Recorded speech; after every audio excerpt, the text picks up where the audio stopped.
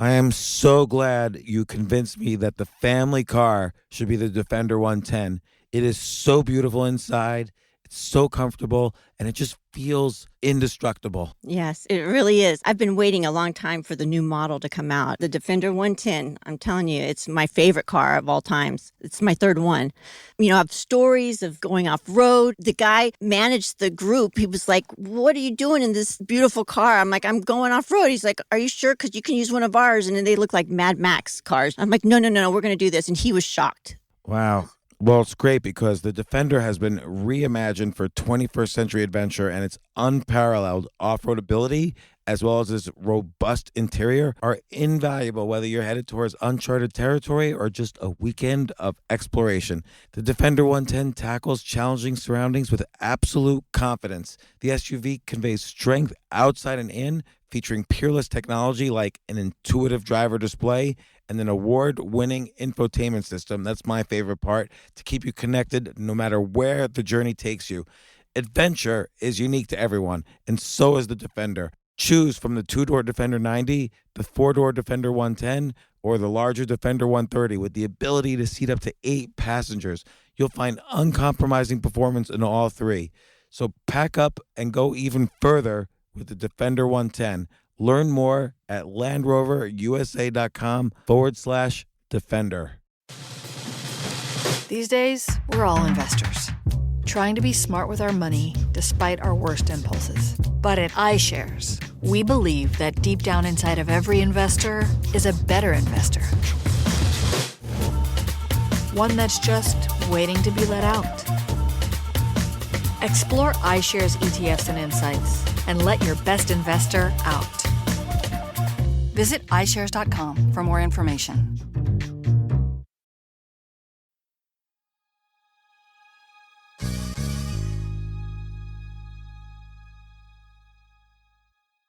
I don't even know what to say. This is just like the smartest podcast episode I've ever listened to, and I was doing it. But all credit goes to my guest, Brian Roemmele, expert on, he's an expert on everything. But we talk consciousness, intelligence, quantum mechanics, AI, outrage, the fact that everyone is outraged, and what the cure for that might be.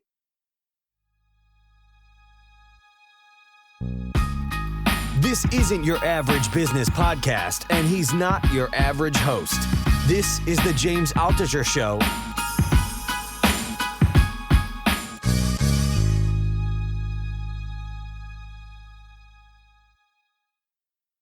Brian, I've been following you for years, of course, on Twitter. I started following you because you would tweet this like incredibly crazy stuff, like all these things from around the world that were just fascinating. And I was trying to find, like, some of them are like years old because I've been following you for years. What were like some of the things you tweeted that were just, it was like you searched the world for incredibly interesting things that I'd never seen before. They were interesting intellectually and visually, and then you would tweet them. Like, what's an example? Do you remember? Oh my gosh, I would go in a coronary fit right now trying to remember some of them. I gotta say, well, first off, James, thank you. Such an honor to be here. Deep fan of your work. My pleasure. Basically all your books. Big subscriber on Paradigm, so thank you for that. And you've made me some money in stocks, so I appreciate that. But excellent. So there's a method to my madness. I saw Twitter because I had come off of Quora. I'd been one of Quora's top writers for a couple of years, and I was a bit of a Twitter snob. I thought that it was hot takes, it was drive-by commenting, and there was very little commitment intellectually to what people were saying. And that's fine. You know, I'm not judging that. I just didn't want to participate. So I started creating what I feel ultimately now is a sort of human Rorschach test across social media. I just throw out ideas and concepts that are intriguing, and they're designed to make you think.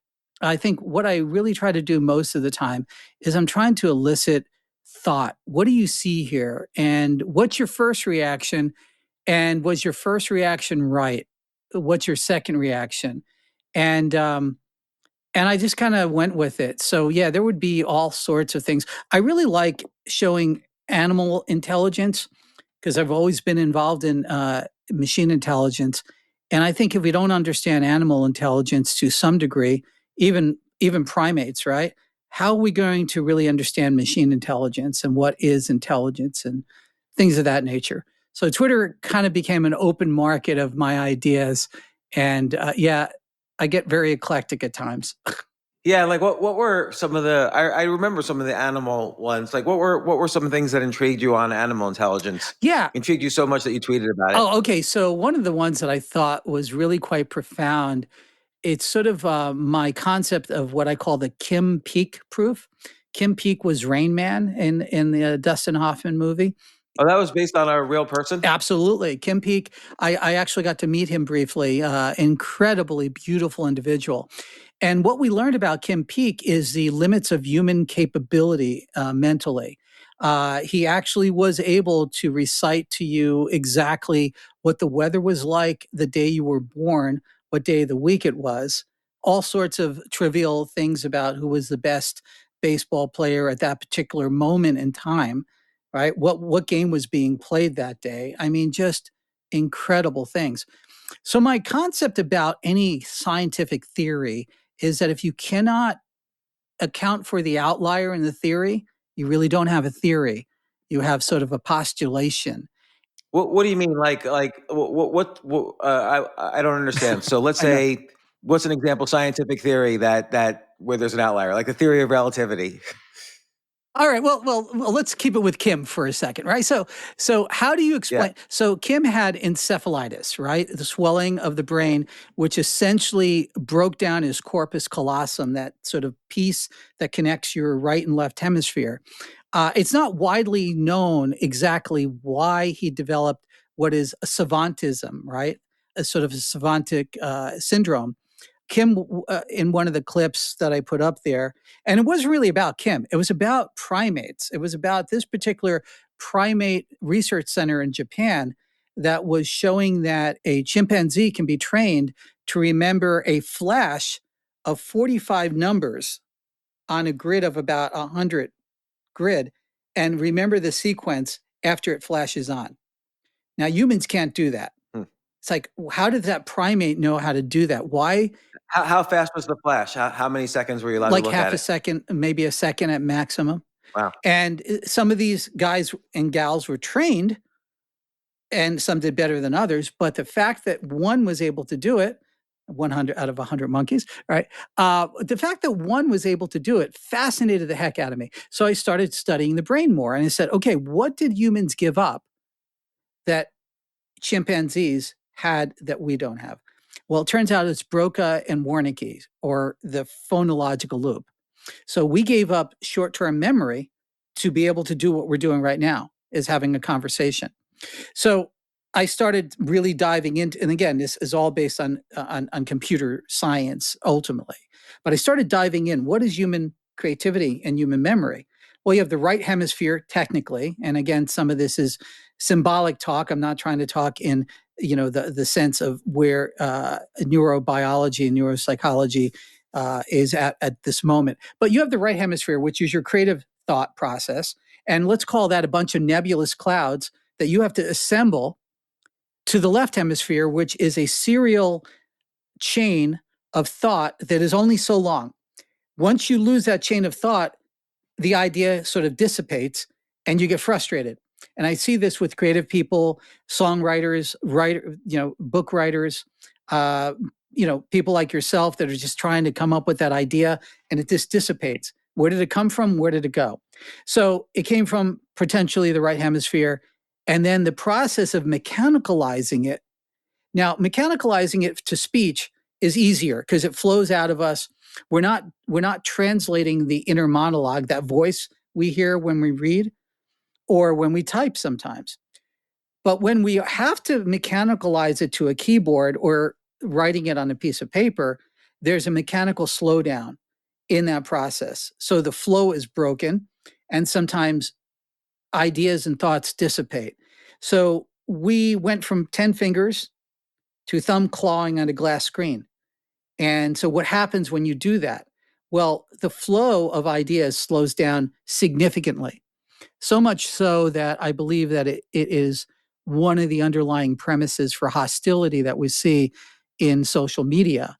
I think the inability to emote correctly by using all of your functionality, your micro movements in your face, my hand movements, all of this frustrates people. They can't communicate correctly because we're communicating through an archival system, right? So think about this, James.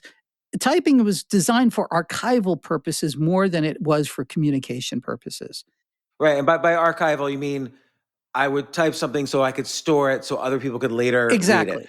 And right now we're kind of archiving in real time to each other. We're like archiving directly to each Yes. other. And the problem is about 80% of what humans use to communicate, being in a physical presence or doing what we're doing with the video here, video definitely helps, but it doesn't complete everything because there's nuances you pick up when you're physically present with somebody that you don't get otherwise.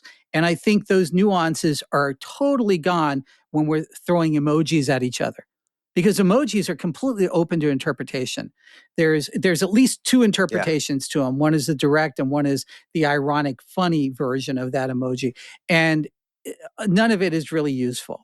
So we've kind of de-evolved in our communication. So that gets back to the monkey scenario, right? Okay. And we'll kind of go back to Kim Peek now. So if the brain, in fact, can store as much information that if our listeners remember Rain Man, Kim Peek was better than Dustin Hoffman's presentation of Rain Man. He was absolutely phenomenal. And his social skills was actually quite a few degrees higher. He did have Hmm. some of the situations of communication that savants had. So what we have now is we have an outlier. We have somebody that can hold almost everything they've ever seen and heard. So it's in the brain. And that was a question I've had ever since I was a child is how much of the brain is really stored and how does it stay there and where is the brain, because we know holographically we can't pull out a single memory out of somebody's brain. We wish we could, right? You can't laser cut, let's take that little unpleasant memory out of your brain. It's holographically stored. In fact, I later found out through Candace Pert's work, Molecules of Emotion, is that your memories are stored throughout your body through a neuropeptide memory system, a chemical memory system. And that's why when we get heartbroken, right? Think about that hurt, that love that this tore you apart. Where does it? Do you feel it here? You probably feel it here or your gut. Right. Your heart. Yeah. Right. There's more neurochemicals or more serotonin in the gut than in the brain. Exactly. Right. And that's evolutionarily wise. That was for us to remember this food good, this food bad, right? Because we had to have a Hmm. way. Humans are born naked, right? We have to be taught for the first 8 years how to get through this world or we're going to die, right? That's just the realities of it. And our brain is as big as it's going to get, you know, beyond killing moms to a high degree, right? Essentially, the containment of the human skull is based upon how wide the hips can be displaced on a female before it's impossible for them to walk. I mean, that's really the bottom line. And yet there's trillions of possible bytes that could be stored in the brain, right? Because every possible ways to connect the neurons in your brain and in your body could be another memory, another thought, another way of awakening a memory. Exactly. So if you're dealing with somebody like for a stroke patient or somebody with dementia, Alzheimer's, you can usually bring something more of a higher response if you put something that they smell that brings back a memory. I like to use the apple pie concept. Go back and think about the first time you've ever smelled apple pie. Hopefully, your mom baked or your caregiver baked, and the first time it was in front of you, hot apple pie baked. What does that sound like? And already, a lot of things start happening. Most of us that like apple pie start salivating. All right. So, what's going on there? It's setting off a whole series of memory. Now, if you've never tasted apple pie or anything that might feel like that, you're not going to have that response. So the memory is encoded all over the place. And to me, that's fascinating because we're trying to create artificial intelligence, but we're not fully understanding human intelligence. We're not understanding human consciousness, because really it's not intelligence as much as consciousness that we really need to get to the bottom of. What is consciousness? Where is it? Where does it come from? Where does it go? Tell me more about, like, how is Kin Peak the outlier of a theory? So it's a great question, James. So basically, if you essentially say that the human brain can only hold so much memory, and then it stops, or you don't remember everything that has ever been done to you because you can't recall it, I call bunk on that. I believe that the human sense organs record basically everything. Now, I'm a really big fan of Tor Norstrander's The User Illusion. And a lot of my work is based upon not just his body of work. I tell everybody to read this book. It will absolutely profoundly change you on everything you think. So, say the book again. I'm going to Tor order it right now. Norstrander's The User Illusion. So, James, I was such a nerd. I followed this guy during his book tour. I went to a couple of his signings because I knew some of the work by Lashley and others that were trying to understand where consciousness was in the brain. And that came from a whole series of weird coincidences in my life growing up near Princeton and spending a lot of time at Princeton University as a child. Where'd you grow up near Princeton? Well, I was born in Newark. I had my young life in Carteret, the armpit of New Jersey. And then I wound up in Flemington. And then from Flemington, I spent a lot of time in Princeton. I had friends whose parents worked at the university, the Institute of Advanced Study, David Sarnoff Research Center, and Bell Laboratories. So, I'm talking about 60s and 70s because I'm an old man.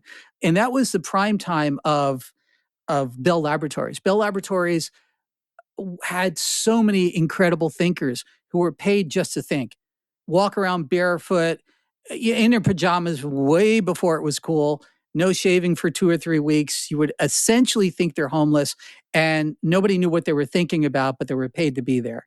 Same thing That's with funny. People think I'm homeless, even though I try not to look like I'm homeless. Don't change, man.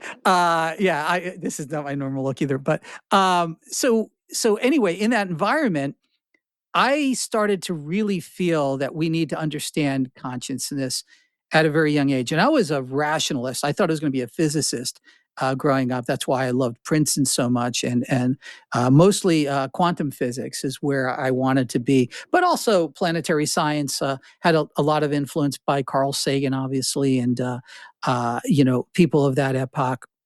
But I started realizing that quantum physics didn't give us answers. It gave us actually a lot more questions.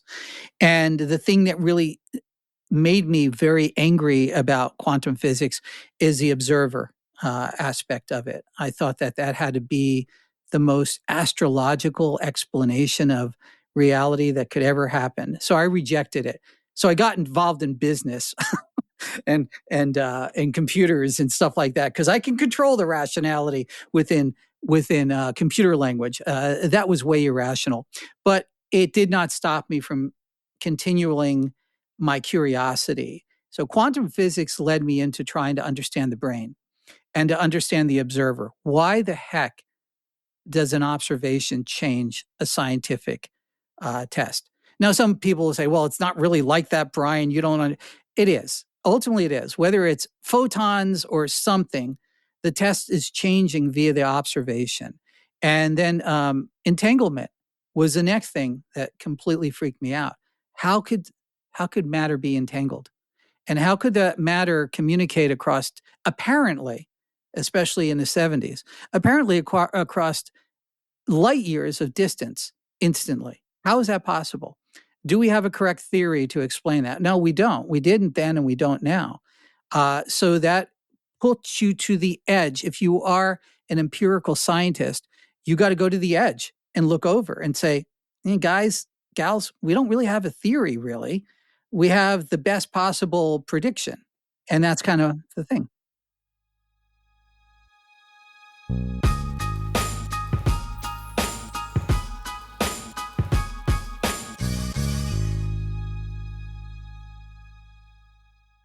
Oh my gosh, I love these clothes. Mizzen and Main. That's Mizzen and Main. It really is the most comfortable work clothes.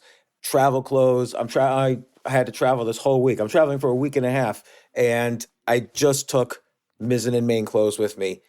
Close out 2023 in style with comfortable, breathable, packable, and machine washable pieces from Mizzen and Main. As you wrap up your year-end goals, enjoy a Mizzen and Main dress shirt that you can wear confidently. I like that they've very, very just nice, solid colors. I don't really like to get all fancy in patterns and everything, although they do have some pattern shirts, but very comfortable clothes, stretchable pants. It's just super comfortable, but they look professional and you can wear them casually or professionally. I like some of their flannel shirts or untuck shirts. I love untuck. I never tuck in. So again, whether you're shopping for a special someone or giving yourself the gift you really want, I just buy myself gifts. Mizzen and Main is the perfect gift for any guy who works, travels, and or cares about looking and feeling great. As you could tell by my many photos across the internet, I care about looking fantastic. I'm practically a model. And let's be honest, every guy loves to look great. So again, shop now at mizzenandmain.com and save 20% when you spend $130 or more using promo code James. That's promo code James at Mizzen and Main, Mizzen and Main.com.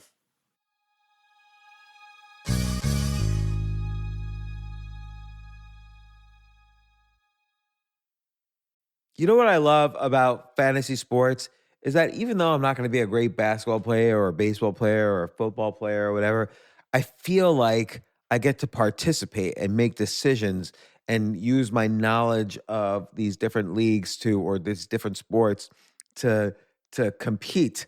So it's like I can pick my team or I can pick my favorite players and I could use my knowledge to make predictions and maybe even make money.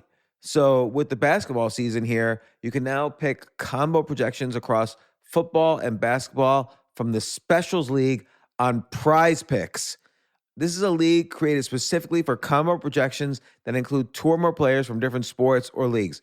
Want to play alongside some of Prize Picks' favorite players like rapper Meek Mill and comedian Andrew Schultz, who's also been a guest on this podcast, and I've been a guest on his? You can now find community plays under the promos tab of the app to view entries for some of the biggest names in the Prize Picks community each week. Look, Prize Picks even offers a reboot policy so that your entries stay in play even if one of your players gets injured. For football and basketball games, if you have a player who exits the game in the first half and does not return in the second, that player is rebooted. Prize Picks is the only daily fantasy sports platform with an injury insurance policy. What? So I love playing it. I love anywhere where I can use analytical ability with my interests to demonstrate some skill and maybe make some money. And I like the game-like aspect. I do wish they had chess as a category on prizepicks.com, but I'll settle for what they've got. Maybe I should make my own fantasy chess league. But in any case, I love Prize Picks. Go to prizepicks.com/James. Use code James for a first deposit match up to $100. That's the easiest $100 you're ever going to make. So that's prizepicks.com/James and use code James. Daily fantasy sports made easy.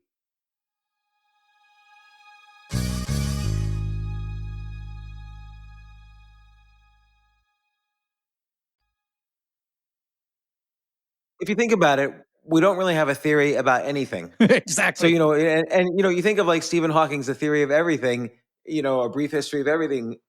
We don't really know anything because quantum mechanics are the basic building blocks of all physics, all reality, and we just don't understand how it works. There are particles even called strange quarks because it's just so strange. We just don't even know a clue of how it works. And then the other big important thing, consciousness, which you brought up, we don't have a real theory of that. We have no better understanding of that than we had 5,000 years ago. For all we know, they had a better understanding 5,000 years ago than we have now.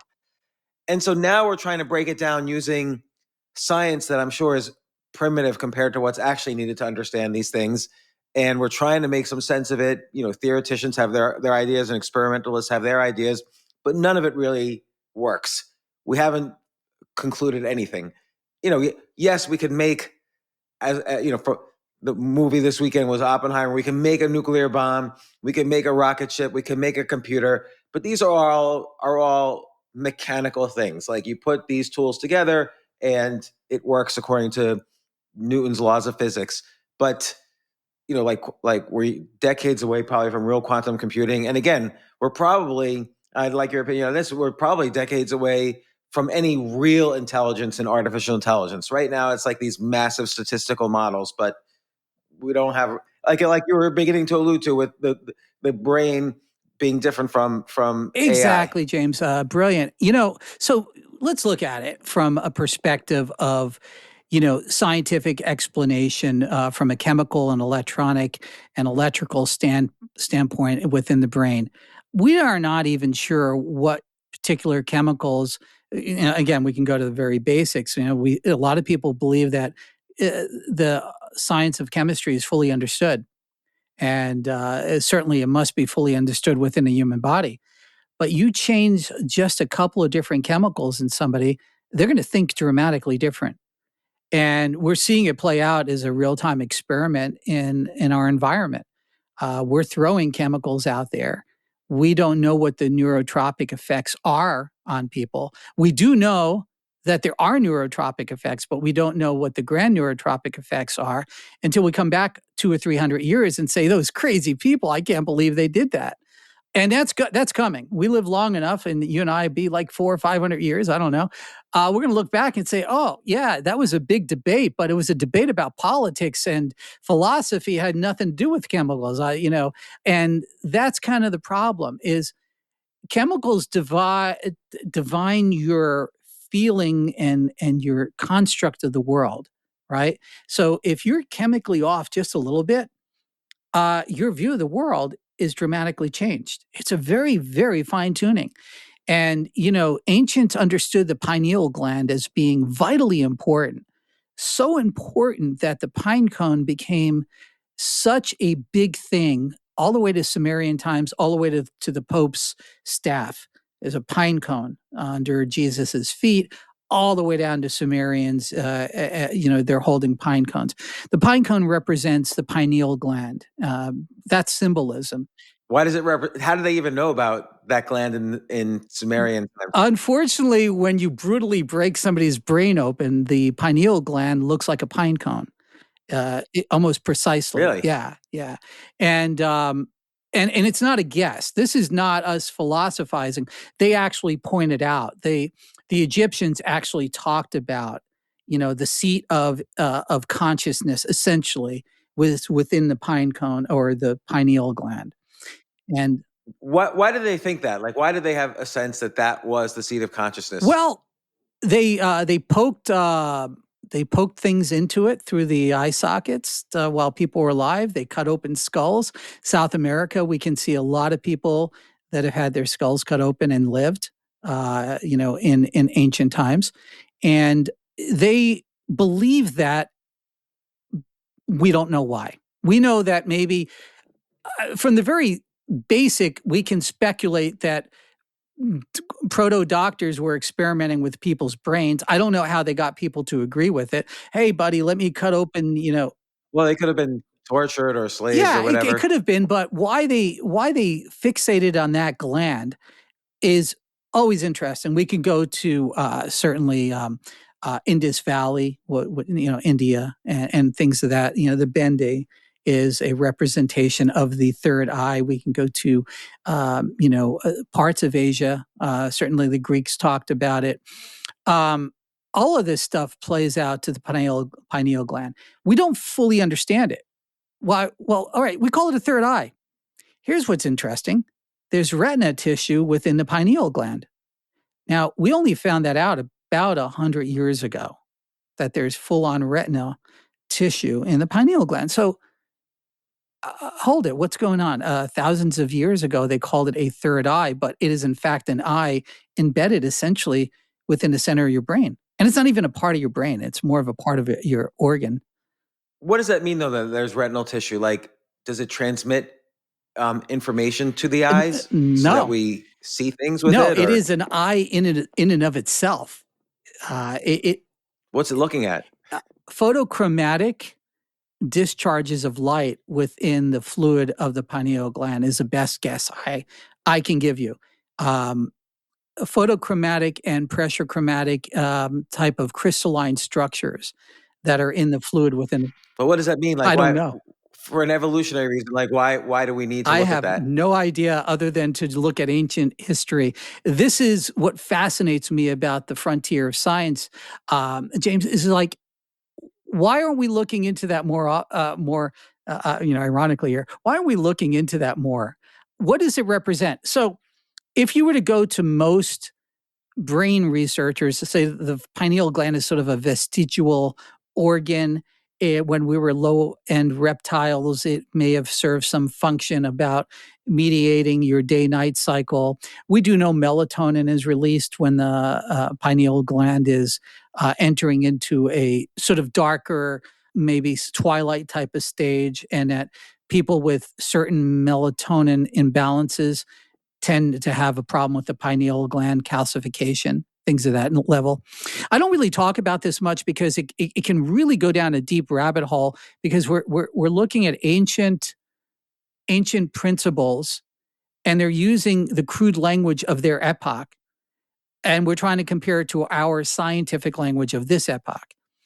So whenever we're looking at explanations in antiquity, they can only explain through relativity of what they knew at that period in that epoch, right?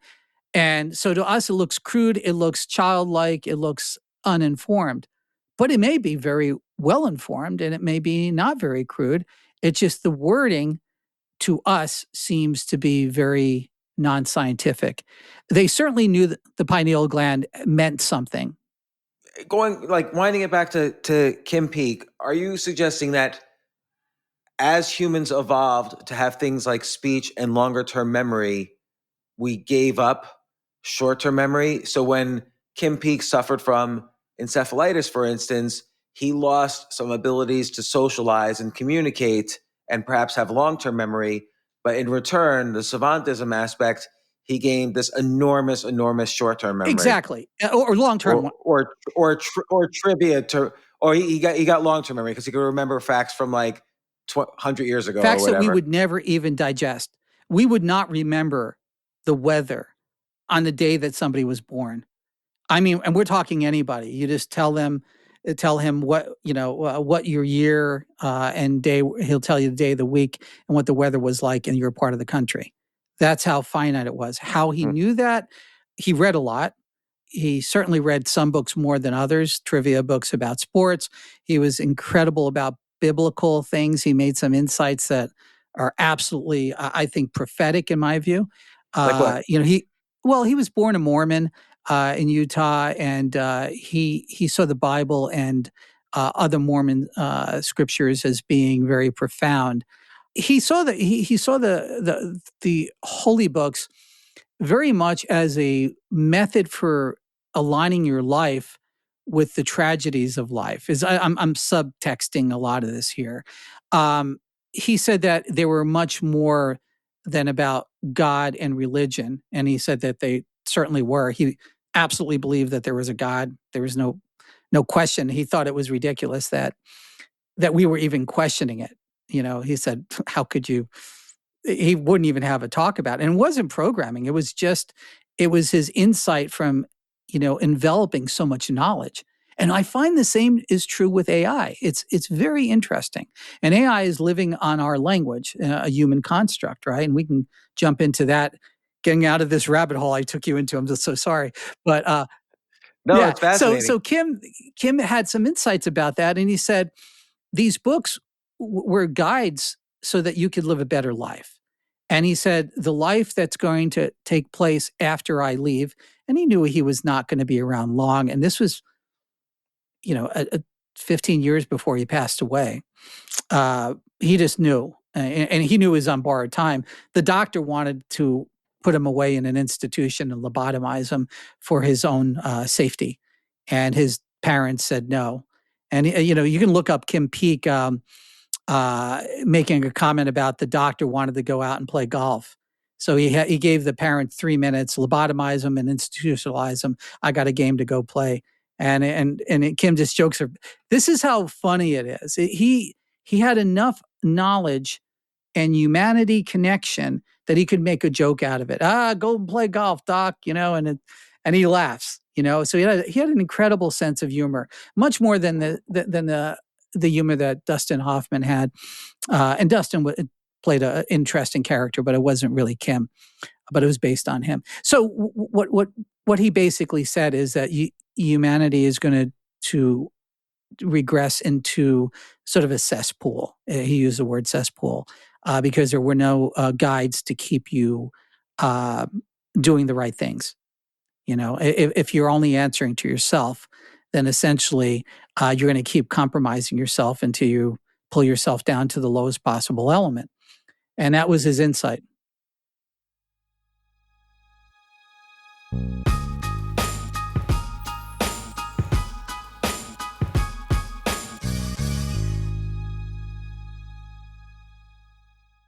This is such a valuable service for all business owners, big businesses, small businesses, doesn't matter. I wish I had this in the many different businesses that I've started.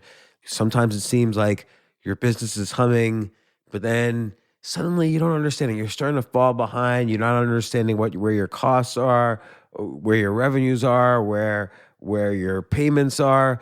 Teams are buried in all sorts of like BS work, and you can't seem to close the books. So you need like one dashboard, one source of truth. I'm jealous of this business, NetSuite from Oracle, of course, NetSuite by Oracle.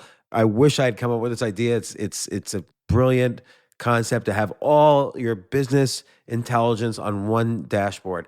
This is why you need to know these three numbers: 37,000, 25, and 1.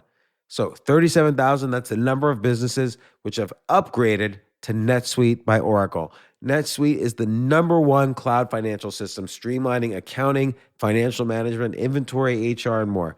25. NetSuite turns 25 this year. That's 25 years of helping businesses do more with less, close their books in days, not weeks, and drive down costs.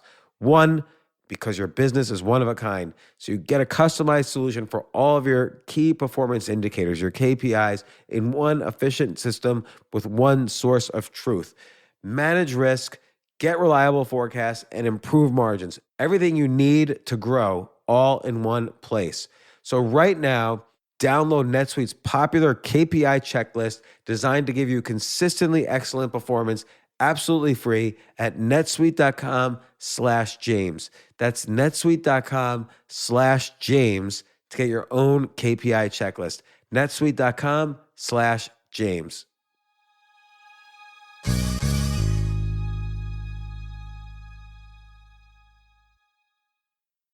The future of learning is definitely online. Like, it's such BS that you have to spend $200,000 or take $200,000 in loans and go to some fancy school when it's useless. It doesn't guarantee you a job. Most employers, including me, do not care about degrees or grades or anything like that. We want to care that you love what you're doing, that you know what you're doing, in some cases that you have experience or that you're willing to learn. But people in general love learning and are curious. Like, the key to success is curiosity. And I think masterclass.com is the perfect model for online learning. I'm really happy they're sponsoring this episode. If you're going to give a gift, give the gift of learning. Masterclass makes a meaningful gift this season for you and anyone on your list, because both of you can learn from the best to become your best, from leadership to effective communication to cooking. Let me tell you some of the classes I've taken. I've taken comedy from Steve Martin. I mean, can you believe I can take a class from Steve Martin on comedy, or Judd Apatow, my favorite comedy director? I could take an actual class from him on writing. Wolfgang Puck on cooking. Dan Brown on writing, or Judy Bloom, who's been on this podcast, on writing. By the way, Wolfgang Puck also has been on this podcast. It's such a pleasure. I try to take classes all the time from masterclass.com. And whether you're watching Masterclass on TV or listening in audio mode in the app or on their site, the quality speaks for itself. It's like these Masterclass instructors are your own personal mentors that are going to help you reach the next level. How much would it cost to take one-on-one classes on comedy from Steve Martin or on chess from Gary Kasparov? You just wouldn't be able to do it. but it would cost hundreds of thousands of dollars. With a masterclass annual membership, it's $10 a month. Memberships start at $120 a year for unlimited access to one-on-one classes with all 180 plus masterclass instructors. So it's not just $120 for one instructor. You get all 180 plus masterclass instructors. Boost your confidence and find practical takeaways you can apply to your life and at work. And if you own a business or are a team leader, use Masterclass to empower and create future-ready employees and leaders. That's the real education in today's world.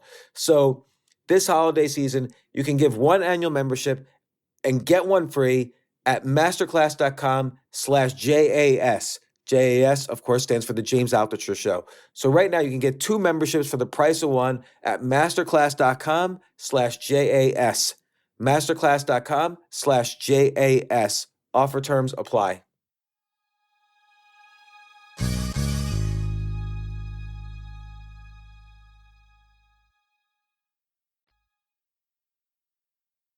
This is interesting because you look at it from what's going on in society, and it's almost like a contradiction, because right now our innovations per decade are amazing. Like just in the past decade, we have so much innovation in genomics, which is actually editing DNA, in innovation in AI, innovation in 3D printing, automation, space travel, computers. It's amazing. And yet at the same time, I'm willing to bet that the actual IQs of people 5,000 years ago were higher than they are now, just because we get to just sit in front of a TV and zone out for, on average 6 hours a day, at least in the US. And they didn't do that. They had to be aware of every single plant, animal, tribe, worm, mosquito, hut, whatever, in a 5-mile radius of wherever they were. And they were constantly moving around. They had to constantly think because their lives depended on it. And our lives just don't. And James, incredible insight, because basically by reducing us to essentially being at the ultimate machine, right? Because let's look at humanity. Humanity is basically tool builder and storyteller. That's our existence. We're tool builders and storytellers. If we took that away, we basically wouldn't exist. And everybody has to become a storyteller. That is the reality of life. We have to become a salesperson, right? We have to convince people. And this is what's really funny, is that we diluted ourselves into this sort of STEM thing that we can kind of go off and be so abstract that we don't need to be a storyteller or even a tool builder. We can just sort of intellectualize it.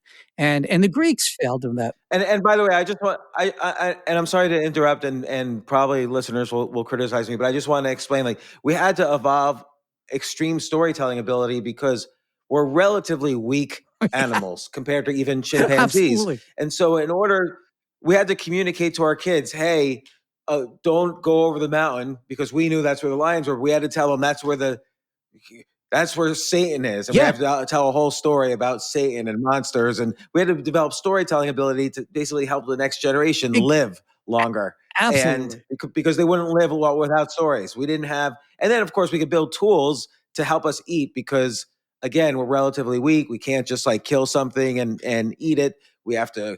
It's hard for us to kill. It's hard for us to cook. Like we had to develop ability to build tools so we could plant things and do other Absolutely, things. James. So the storytelling is usually through allegorical stories, right?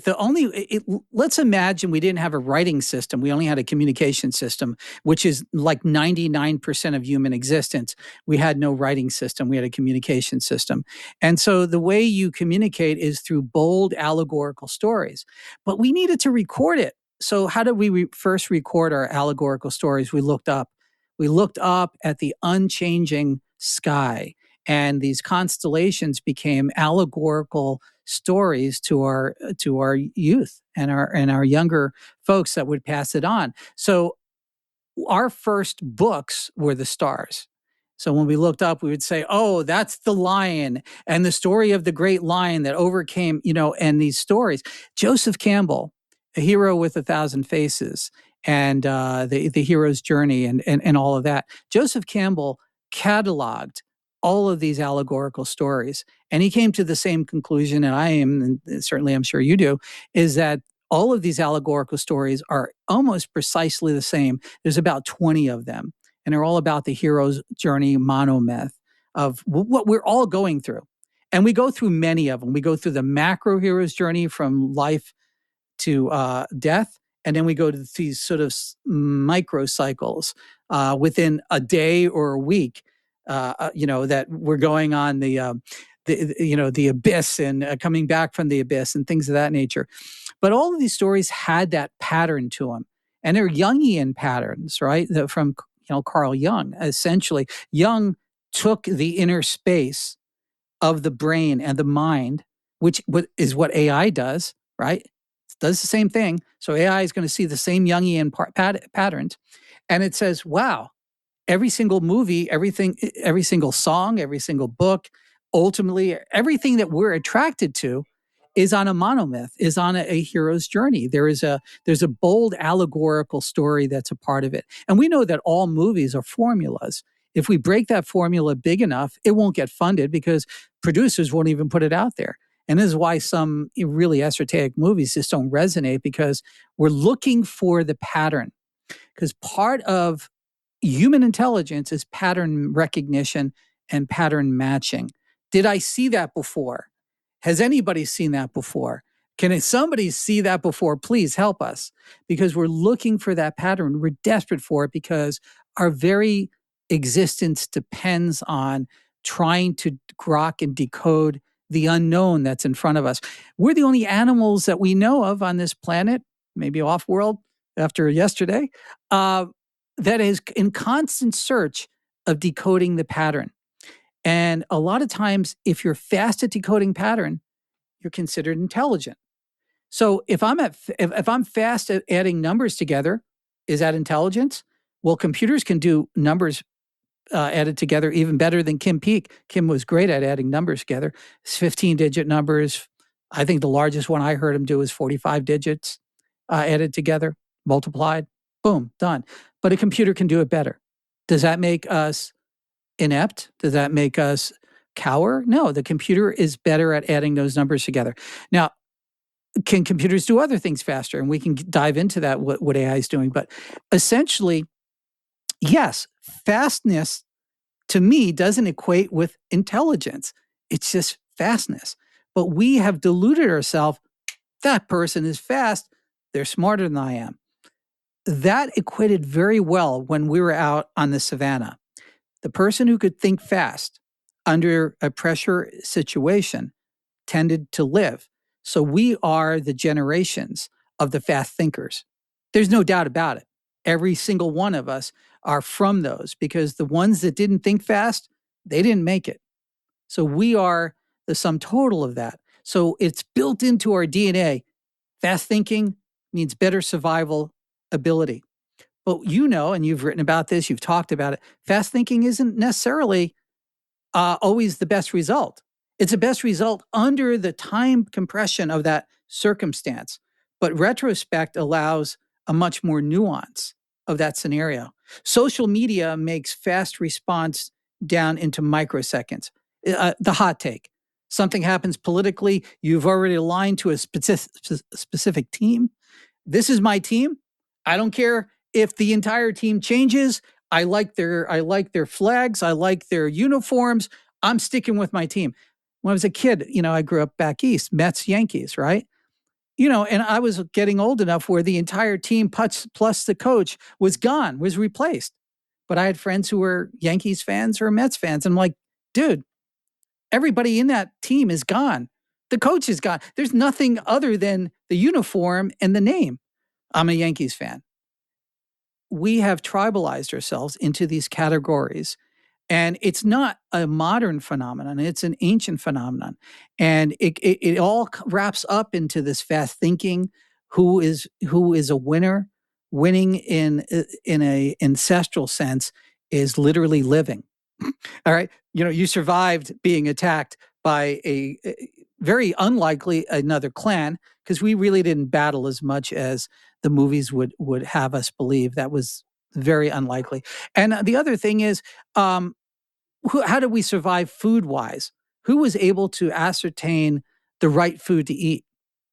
Turns out the wise old men and the wise old women of that tribe were the most valuable aspects of any tribe.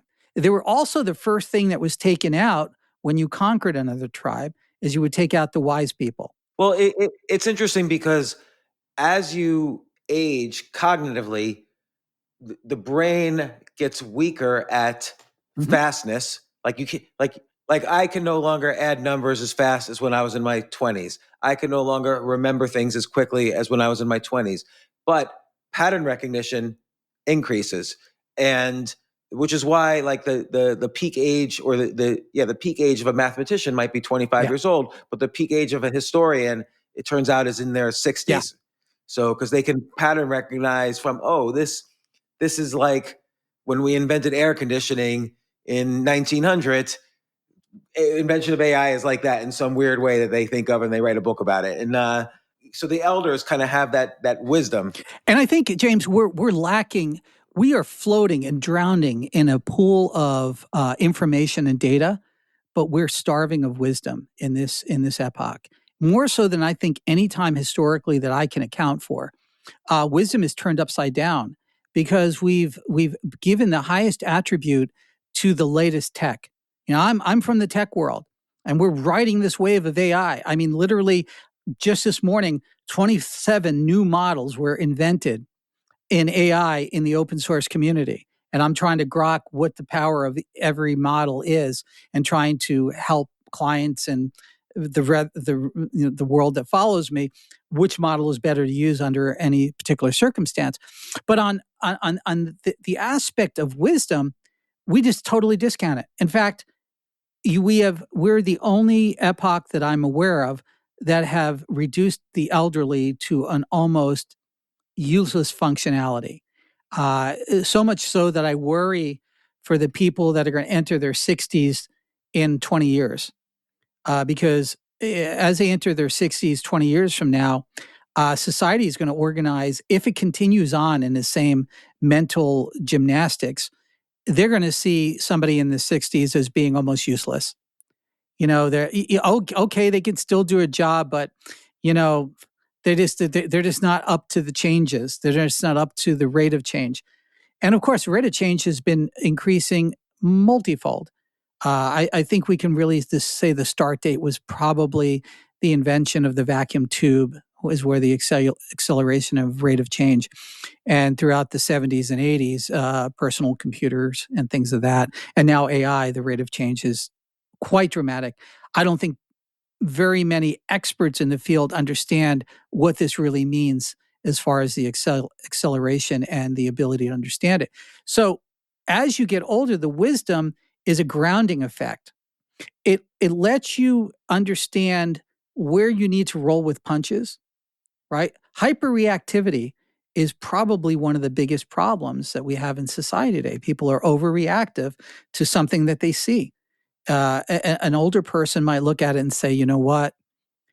Let's see what happens in a couple of days. Yeah, keep your mouth shut and let's just see what happens. You're totally right. Like when I was in my 20s, if I got a letter from the IRS, I would consider jumping off the roof right then. Yeah. Now it usually takes me about a month before I consider it. Yeah, we're still considering it, right? Yeah, so that heightened sensitivity is being fed by certain AI algorithms within social media. We can say that there's one particular algorithm that's designed to pull you into hyperreactivity much more than people realize, and that's TikTok, and that's done through video, almost again a Rorschach type of conditioning. Um, if you know certain biological responses to imagery, sounds, even flash, even subliminal things that are implanted in some of this media, you know that you can start building a certain level of disposition within a person.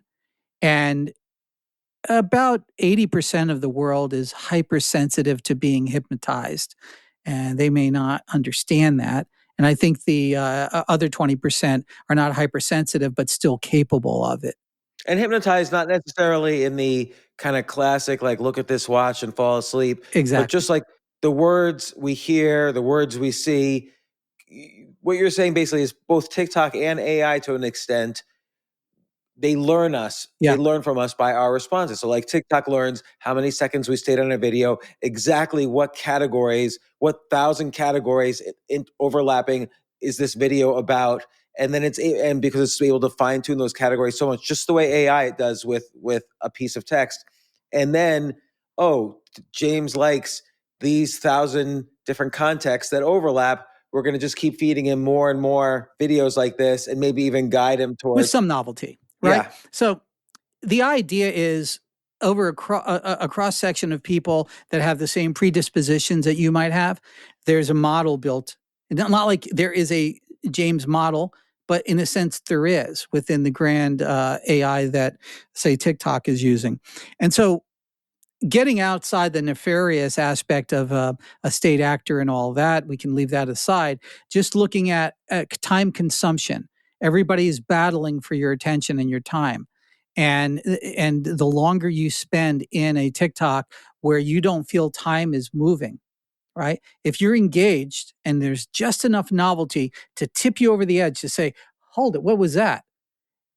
So it's novelty and familiarity mixed together in this very seductive dance with your brain. And then along the way, you can implant particular directionals philosophically and emotionally. It's not very hard. We've been doing it with movies and TV. Well, anybody battling me? Have you ever seen a commercial that was a tearjerker? Have you ever cried at the end of the movie? Have you ever gotten, let's go after that person? You've been programmed. That's part of an emotional programming.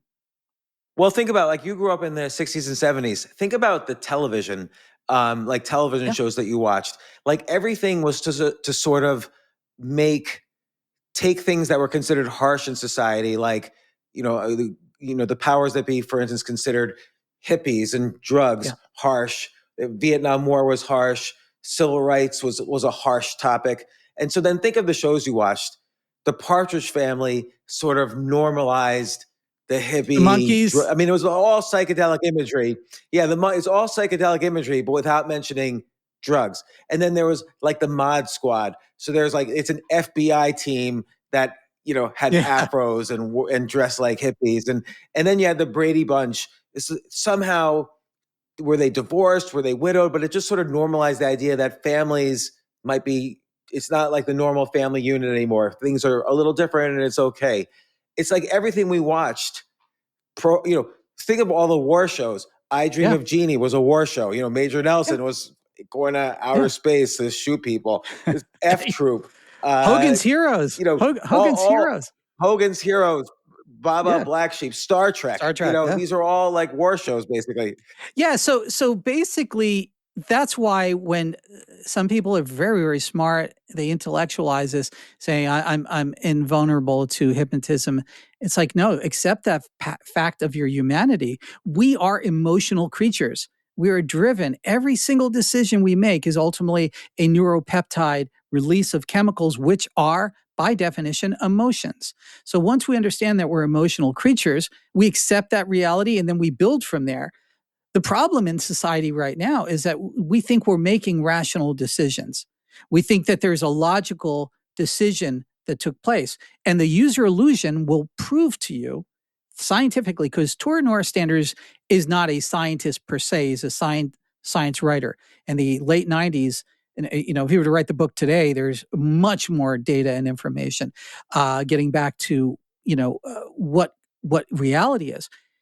There's a half-second delay that takes place from you doing something and you realizing that you did it.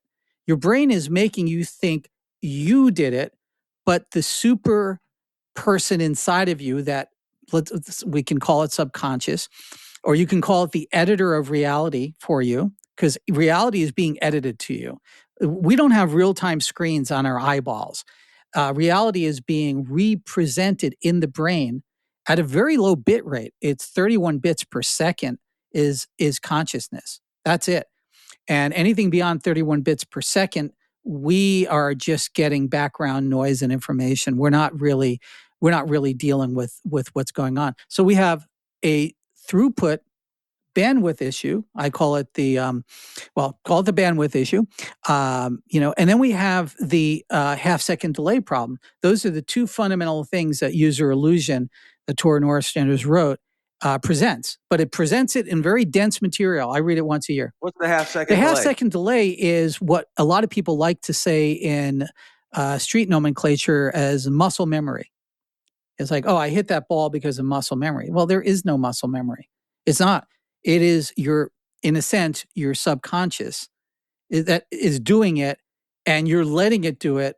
Rather, you're giving up the control that you're in control of your reality, and you're just letting it happen. And I'm sure you know this, being very creative, is that when you get into the flow of things, you're kind of taking a step back. You're just letting things happen. And I see this. I've studied creative people my entire life, find it fascinating. And the hardest thing is most people have imposter syndrome that are highly creative because they don't know where it came from and they don't know where it went when it's not there. Great songwriters, great novelists, they are literally in fear that it may not come back one day. You can intellectualize it ex post facto. After the fact, you can say, oh, yes, of course, I studied this, I studied that, and that's how I came up with that. But the spark of insight, that creative spark that comes into you, nobody's been able to fully define it. It's a collection of all of these different pieces that if you take a step back, combined in a way that's magic. But if you try to force it, if you try to overthink it, and you try to capture a cloud in your hand or get a cup of water by grabbing it as much as you can, it dissipates.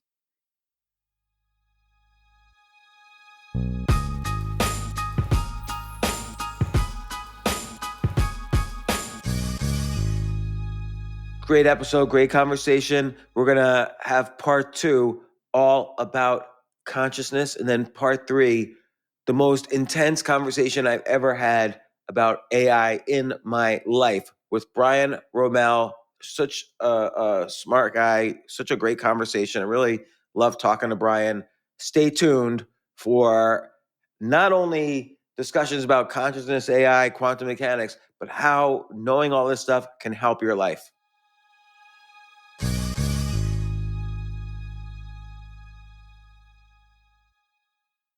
Your daily dose of gaming just got way more epic with the Snapdragon processor powering the Samsung Galaxy S23 Ultra. Snapdragon processors give you the premium mobile experience that triggers your inner champion. Whenever you want, wherever you want. Get ready for edge-of-your-seat performance, advanced customizations, ultra-realistic graphics, and adrenaline-boosting speeds that have the power to move you in more ways than one. Follow us on Instagram at Snapdragon Official. Diving deep into your passions has never been easier. Thanks to Amazon Prime. You get all-in-one access to the things you need, so you can get more out of the things you love. With a range of services including Prime Video, Amazon Music, and Prime Fast free shipping. Amazon Prime is like your personal mission control for all the things that inspire. From shopping and streaming to saving, it's on Prime. Visit Amazon.com/Prime to get more out of whatever you're into. It's on Prime.